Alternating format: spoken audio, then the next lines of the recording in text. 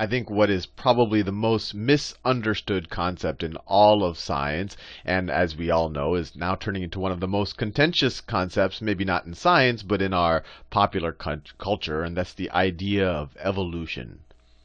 Evolution. And whenever we hear this word, I mean, even if we don't hear it in the biological context, we imagine that something is changing, it is evolving. And so when people use the word evolution in our everyday context, they think of this notion of change, that, this is going to test my drawing ability, but you see an ape, bent over. We've all seen this picture at the Natural Museum, and he's, walking hunchback like that, and his head's bent down, and I'm doing my best. That's the ape. Maybe he's also wearing a hat.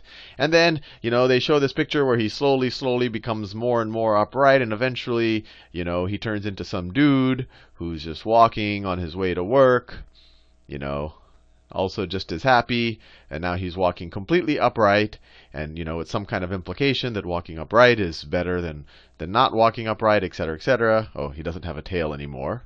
Let me eliminate that. This guy does have a tail. And let me do it in an appropriate width. This guy has a tail, so you're going to have to excuse my drawing skills. But we've all seen this if you've ever gone to a natural history museum, and they'll just make more and more upright apes, and eventually you get to a human being. It's this idea that the apes somehow changed into a human being, and I've seen this in multiple contexts, even inside of biology classes and even the scientific community. They'll say, "Oh, the ape evolved into the human," or "the ape evolved into, the pre-human, the guy that almost stood upright, the guy that was a little bit hunched back, but so he looked a little bit like an ape and a little bit like a human," and so on and so forth. And I want to be very clear here, even though this process did happen, that you did have creatures that over time accumulated changes that maybe their ancestors might have looked more like this, and eventually they looked more like this. There was no active process going on called evolution. It's not like the ape said, "Gee, I would like my kids to look more like this dude, so somehow I'm going to get my DNA to get enough changes to look more like this." And it's not like the DNA knew. The DNA didn't say, "Hey, it is better to be walking than to be, kind of hunched back like an ape, and so therefore I am going to try to somehow spontaneously change into this dude." That's not what evolution is. It's not like, some people imagine that, maybe there was a tree. There's a tree, and on that tree, there's a bunch of good fruit at the top of the tree. There's a bunch of good fruit at the top of the tree. Maybe they're apples. And then maybe, you have some type of cow-like creature. Or maybe it's some type of horse-like creature that says, "Gee, I would like to get to those apples." And that, just because they want to get there, maybe the next generation, they keep trying to raise their neck, and then, after generation after generation, their necks get longer and longer, and eventually they turn into giraffes. That is not what evolution is, and that's not what it implies. Although sometimes the everyday notion of the word seems to make us think that way. What evolution is, and actually this is the word that I prefer to use, it's natural selection. Natural selection. Let me write that word down. Natural selection. And literally what it means is that in any population of living organisms, you're going to have some variation. And this is an important key word here. Variation just means, look, there's just some change. If you look at the kids in your school, you'll see variation. Some people are tall, some people are short, some people have blonde hair, some people have black hair, so on and so forth. There's always variation. And what natural selection is this process that sometimes environmental factors will select for certain variations. Some variations might not matter at all, but some variations matter a lot. One example that's given in every biology book, but it really is interesting, is I believe they're called the peppered moth, and this was pre-industrial revolution England. That these moths that some of the moths were. Let me see if I can draw a moth. Well, I think you get the idea. They have that little. Let me draw a couple of them. Let me draw a few peppered moths. a couple of peppered moths there. Let me draw one more. So most peppered moths, there was just this variation. Some of them were, I guess we could call them more peppered than others. So some of them might look like this. You know, they had, let me do other colors. Let me do it white. So it had spots like that. Some of them might look more like that. And of course, they had some black spots on them. And then some of them might have been, almost, just barely have any spots. And you just have this natural variation. Like you'd see in any population of animals, you'll see some variation in colors. Now, they were all happy probably for thousands of years, just this natural variation. It was a non-important trait for these peppered moths. But then all of a sudden, the Industrial Revolution happens in England, and all this soot gets released from all of these factories that are, running these steam engines powered by coal. And so all of a sudden, a lot of the things that once were gray or white, for example, maybe some tree trunks. Let me draw some tree trunks. Maybe there were some tree trunks that used to look like this. Maybe it looked like maybe some tree trunks used to look something like this. And a peppered moth would be pretty okay. And maybe there's some tree trunks that were pretty dark. But all of a sudden, the Industrial Revolution happens. Everything gets covered with soot from the coal being burned. And then all of a sudden, all the trees look like this. They're just completely pitch black, or they're a lot darker than they were before. Now, all of a sudden, you've had a major change to these moths' environment. And you have to think, what is going to select for these moths? Well, one thing that might get these moths are birds and the ability of the birds to see the moths. So all of a sudden, if the environment became a lot blacker than it was before, you can guess what's going to happen. The birds are going to see this dude a lot easier than they're going to see this dude, because this dude on a black background, he's going to be a lot harder to see. And it's not like the birds won't catch this guy. They'll catch all of them, but they're going to catch this guy a lot more frequently. So you can imagine what happens if the birds start catching these guys before they can reproduce, or maybe while they're reproducing. What's going to happen? This guy, the darker dudes, are going to reproduce a lot more often, and all of a sudden you're going to have a lot more moths that look like this. You're going to have a lot more of these dudes.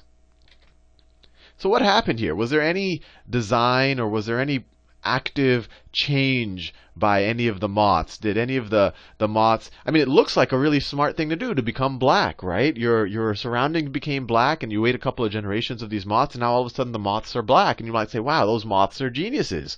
They all somehow decided to evolve into black moths in order to hide from the birds more easily. But that's not what happened.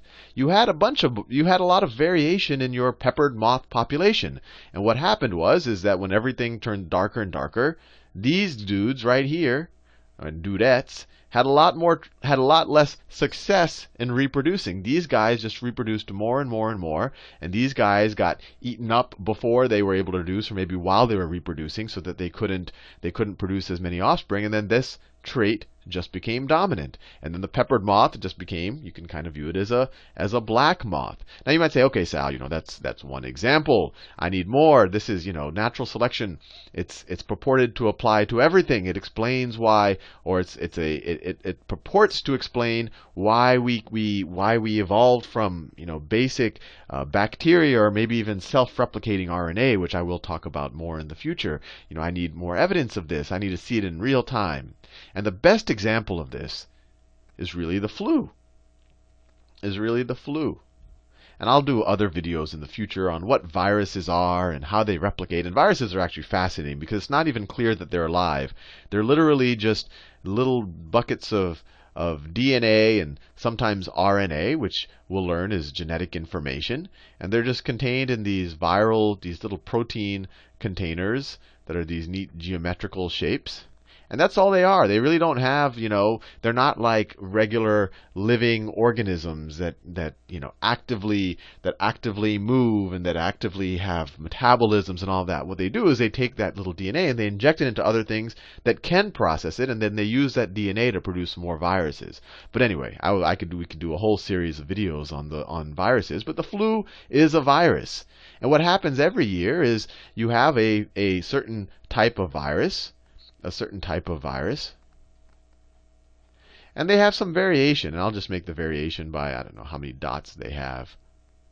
How many dots they have. And they infect, let's say it's a human flu, they infect humans, and slowly our immune systems, which we can make a whole set of videos on as well, start to recognize the virus and are able to attack them before they can do a lot of damage. So now you can imagine what happens if, let's say that this is the current flu. Let me do all of them. They all have these little 2 dots, and that's how, and we'll talk in the future what these dots are and how they can be recognized. But let's say that's how our immune system recognizes them. They start realizing, oh, anytime I get this little green dude with 2 dots on it, that's not a good thing to have around, so I'm going to attack it in some way and destroy it before he infects my DNA and all the rest. And so you have a very strong natural selection once immune systems learn what this virus is, and we'll talk more about what learning means for an immune system, that they'll start attacking these guys, right? They'll start attacking these guys. But flu, you can kind of think of them as being tricky, but they're not really tricky. They're not sentient objects. But what they do is they constantly change. So what you have is, in any flu population, you're always having a little bit of change. So maybe the great majority of them have those 2 dots, but maybe every now and then one of them has 1 dot, one of them has 3 dots, and maybe that's just it's a random mutation. This just randomly happened. Maybe this is 1 in every, I'll make up a number, 1 in every million of these viruses have this only 1 dot instead of 2 dots. But what's going to happen as soon as, let's say, the human immune system gets used to attacking the virus with the 2 red dots? Well, then this guy isn't going to have to compete with the other virus capsules for infecting people. He's going to have people's DNA all to himself. And so he or she or whatever you want to call this virus is then going to be more successful. So by next year's flu season, when people start sneezing and are able to spread it on doorknobs and whatever else again, this guy is going to be the new flu virus. So when you see this process of every year there's a new flu virus, that is evolution and natural selection in real time. It is happening. It isn't this thing that only happens out over eons and eons of time, although most of kind of the substantial things that we see in our lives or even ourselves are based on these things that happened over eons and eons of time. But it happens on a yearly basis. Another example is if you think about antibiotics and bacteria. Bacteria are these little cells that move around, and we'll talk more about them. You know, they actually are definitely living. They have metabolisms and whatever else. And so and this is just a nice note, when people talk about infections, it could either be a viral infection, which are these things that go and infect your DNA and then use your cell mechanisms to reproduce, or it could be a bacterial infection, which are literally little cells that move around and they release toxins that make you sick and whatever else. So bacteria, these are what antibiotics kill. Antibiotics. Actually, I don't think there's a hyphen. Antibiotics. They attack bacteria. They kill them. Now, you've probably, if you know a couple of doctors or whatever, and you say, hey, I'm sick, I think I have a bacterial infection, give me some antibiotics. A responsible doctor says, no, I won't give you antibiotics just willy-nilly, because what happens is the more antibiotics you use, you're more likely to create versions, and I want to be very careful about the word create, because you're not actively creating them. But let's say, and let me finish my sentence, you're very likely to help select for antibiotic resistant bacteria. Now, how does that work? So let's say let's say that these are all bacteria, and you have gazillions of them, right? And every now and then you get one that's slightly different, right? You get one that's slightly different. Now, in a population of bacteria, these are all will make you equally sick, and this is just some random difference in the bacteria. Maybe on its DNA, some slight different changes happened. But whatever happened, these all are, the kind of bacteria you don't want to get a lot of them in your system. Your immune system can attack them and fight them off. But if you get a lot of them, and they might kill you or make you sick or whatever else. Now, if everyone just starts using antibiotics when they're not sick, or when they don't really need to in a life or death situation, is you might have an antibiotic that is really good at killing the green bacteria. But what happens if you all of a sudden kill a lot of the green bacteria? Well, now the blue bacteria have the whole ecosystem that it was before. It was competing with all these green dudes to get all the good stuff inside of your body. But now he's all alone. And now he can replicate willy-nilly. So now he's going to replicate willy-nilly.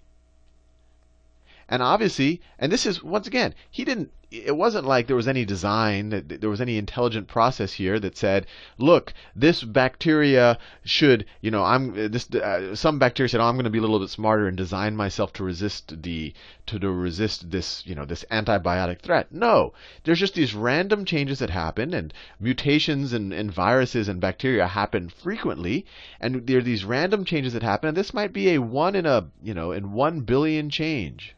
Right?